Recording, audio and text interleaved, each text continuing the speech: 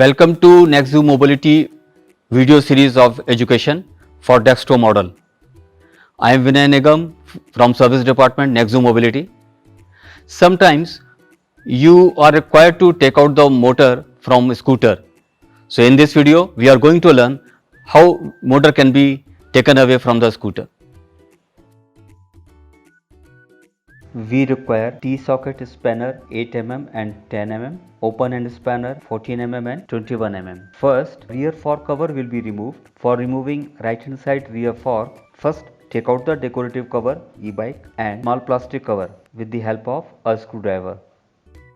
Open two mounting bolts of rear fork cover with T-socket spanner of 10 mm.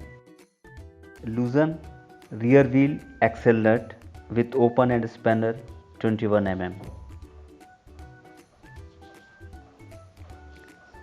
Open motor axle holding plate nut with T-socket spanner.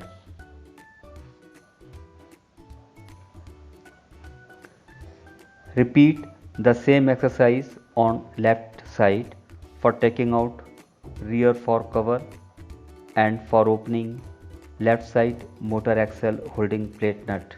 Brake cable to be removed from rear brake plate. Remove brake cable holding nut. Take out brake plate holding bolt. For precaution, refit the brake pin and nut with the brake cable so that it is not misplaced.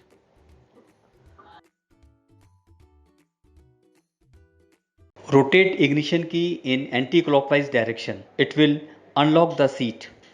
Now lift the seat. Luggage box is mounted with 4 screws. Open these 4 screws.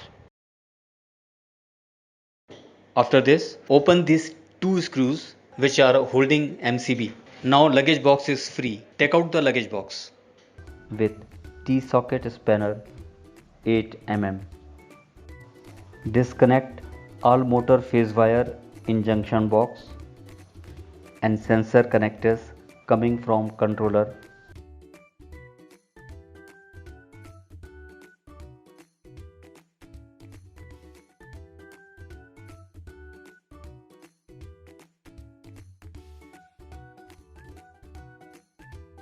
Cut the cable tie of motor cable so that motor cable is free.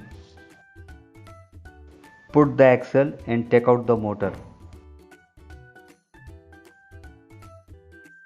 The rear wheel should be placed in such a manner so that the cable side portion of motor should not touch the ground.